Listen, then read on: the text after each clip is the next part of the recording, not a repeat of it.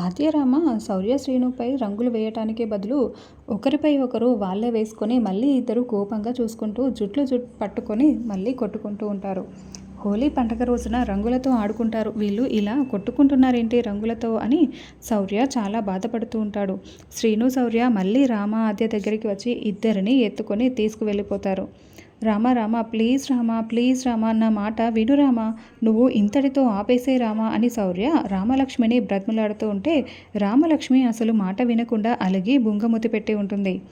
అప్పుడే దూరం నుంచి ఇదంతా చూస్తున్న అస్మిత, ఇప్పుడు ఈ రంగులన్నీ కూడా ఈ గంప నిండా పోసుకువెళ్తాను, ఇప్పుడు ఈ రంగులన్నీ తీసుకువెళ్ళి శౌర్య సార్పై పోసేస్తాను. రామ, ఈరోజు శౌర్య సార్కి రంగు పూయకుండా ఒక్క ఇంచు కూడా ప్లేస్ లేకుండా నేను శౌర్య సార్ని రంగులతో ముంచేస్తాను అని అనుకుంటూ గంప నిండా రంగు పట్టుకొని ముఖంకి అడ్డు పెట్టుకొని మోసుకు వస్తూ ఉంటుంది. అప్పుడే రామలక్ష్మి అలిగి లోపలికి వెళ్ళడంతో శౌర్య రామ రామ అంటూ వెనకాలే పరుగులు పెడుతూ ఉంటాడు.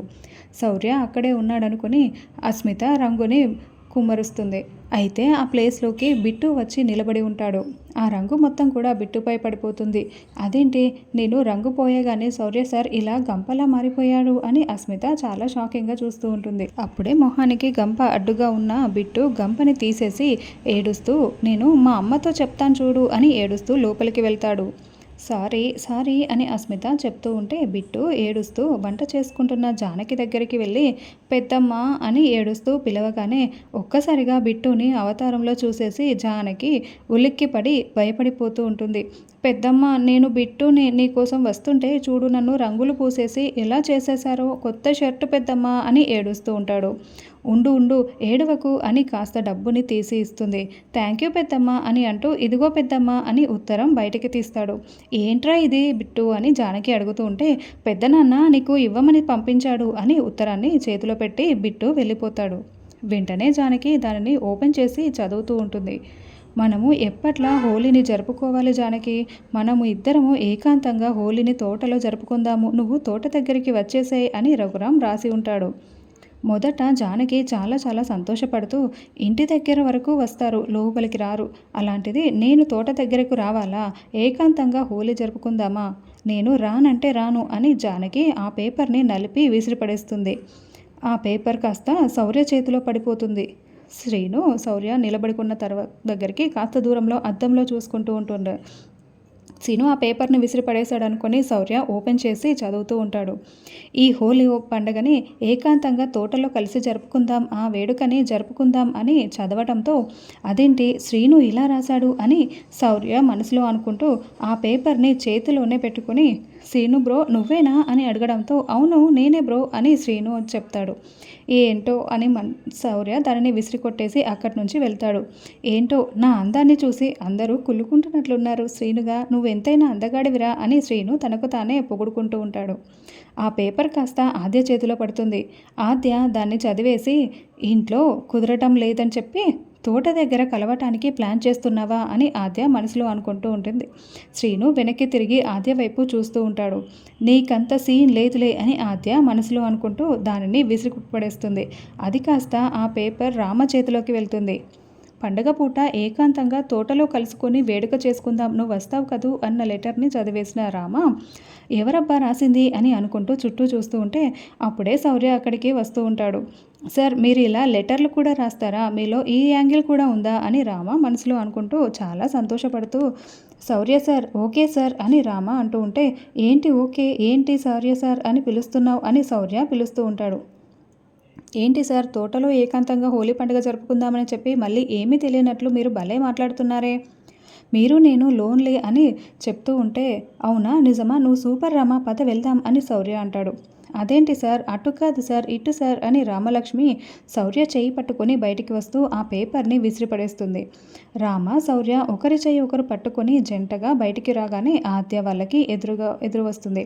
మేమిద్దరము ఏకాంతంగా హోలీ పండుగ జరుపుకోవడానికి తోటకు వెళ్తున్నాం.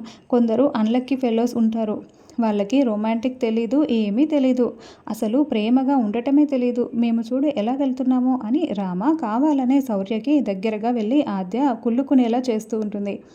అది చూసి ఆద్య కోపంతో రగిలిపోతూ ఉంటుంది. పదండి శౌర్య సార్, తీయండి సార్ పైకు అని చెప్తూ ఉంటుంది. సార్ శౌర్య సార్ నన్ను పిలవరా అని రామ అనడంతో రా రామ అని శౌర్య చేతిని అందిస్తూ ఉంటాడు. ఇక రామలక్ష్మి శౌర్యని గట్టిగా హక్ చేసుకొని మరీ బైక్లో వెళ్తూ ఉంటుంది. ఏంటి నన్ను అన్లక్కీ ఫెలో అంటావా?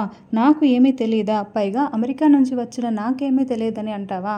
నన్ను ఎన్నేసి మాటలు అన్నావు రామా అని ఆద్య అనుకుంటూ రగిలిపోతూ ఉంటుంది. శ్రీను ఏమో ఆద్యని తలుచుకుంటూ సోఫాలో పడుకొని గాలిలోకి చూసుకుంటూ ఉంటాడు. అప్పుడే ఆద్య గట్టిగా శ్రీను అని కేకలు పెట్టడంతో ఒక్కసారిగా ఉలిక్కిపడి ఆద్య ఆద్య అంటూ శ్రీను పరుగులు పెడుతూ బయటికి వస్తాడు.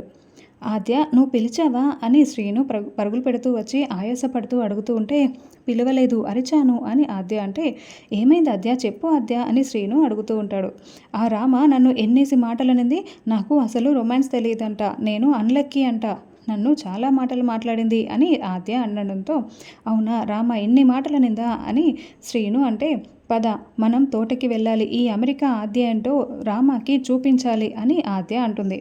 తోటక ఎందుకు అని శ్రీను అనడంతో రొమాన్స్ చేసుకోవడానికి పద వెళ్తాం అని ఆద్య అంటే నాకు రామ ఒక దేవతలా కనిపిస్తోంది, ఈ హోలీ పండుగ నాకు రొమాన్స్ హోలీగా మారిపోతుంది, రామ నువ్వు నిజంగా దేవతవి రామ దేవతవి అని శ్రీను చాలా సంతోషపడుతూ ఉంటాడు. ఏంటి ఇంకా అలా చూస్తున్నావు, బైక్ తీ అని స్కూటీ తీ అని శ్రీనుని ఆద్య లాగిపడిస్తుంది. పోనీ పోనీ త్వరగా పోనీ అని శ్రీను స్కూటీని డ్రైవ్ చేస్తూ ఉంటే ఆద్య తొందర పెడుతూ ఉంటుంది. తర్వాత రఘురామ్ తోటలో ఉట్టి రంగులు అన్నీ రెడీ చేస్తూ ఉంటే అప్పుడే జానకి అక్కడికి వస్తుంది. ఏమండి అంటూ కోపంగా రావడంతో ఏంటి జానకి అంత కోపం ఎందుకు అని రఘురామ్ ప్రశ్నిస్తూ ఉంటాడు. నేను మీరు పిలిచిన విధంగా రాలేదు అని చెప్తూ ఉంటే అంత కోపం వద్దులే జానకి, ఇప్పుడు నేను ఉట్టి రెడీ చేస్తున్నాను కదా అని రఘురామ్ అంటే ఉట్ట ఎందుకండి ఇక్కడ ఎవరు లేరు కదా, మనమిద్దరమే ఉన్నాం కదా అని జానకి అంటే మనమిద్దరం ఆడుకోవడానికే జానకి అని రఘురామ్ అంటాడు. అందరూ ఉంటేనే కదా ఉట్టి కొట్టేది, మీరేంటండి ఇలా మాట్లాడుతున్నారు అని జానకి అంటూ ఉంటుంది. ముందుగా హోలీ శుభాకాంక్షలు జానకి అని చెప్పడంతో మీకు కూడా అని జానకి సిగ్గుపడుతూ ఉంటుంది. అందరూ ఉంటే నువ్వు కొట్టలేవు కదా, అందుకే నేను నీ కోసం ఇలా రెడీ చేశాను, కానివ్వు జానకి కొట్టు జానకి అని ముందుగా రఘురామ్ ఆ బుట్టిని లాగుతూ ఉంటాడు. జానకి కొట్టలేకపోతూ ఉంటుంది. ఇప్పుడు నేను లాగుతాను మీరు కొట్టండి అని జానకి ఉట్టిని లాగుతూ ఉంటే రఘురామ్ కొట్టడానికి ట్రై చేస్తూ ఉంటాడు. అప్పుడు రఘురామ్ కూడా కొట్టలేకపోతాడు. అలా వాళ్ళిద్దరూ చాలా సంతోషంగా ఉట్టి కొట్టే కార్యక్రమాన్ని జరుపుకుంటూ ఉంటారు. జానకి ఇప్పుడు మళ్ళీ నువ్వే కొట్టు అని రఘురామ్ తాడుని కట్టేస్తాడు. ఏంటండి అంత పైన కట్టేసి మీరు అలా నించుంటే నేనెలా కొడతాను అని నాకు అందటం లేదు అని ట్రై చేసి జానకి అలసిపోతుంది. అప్పుడు రఘురామ్ నవ్వుతూ అయితే ఇలా కొట్టు అని జానకిని ఎత్తుకొని ఉట్టి కొట్టిస్తూ ఉంటాడు. దాంతో జానకి చాలా సంతోషపడుతూ ఆ ఉట్టిని కొడుతూ ఉంటుంది.